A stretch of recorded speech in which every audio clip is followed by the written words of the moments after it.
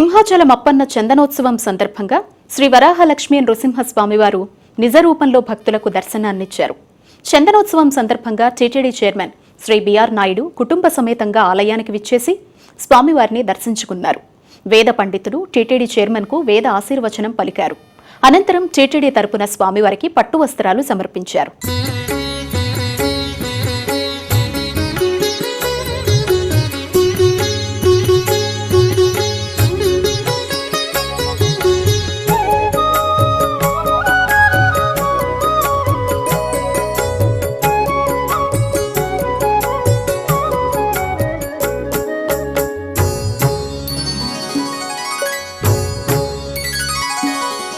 चित्त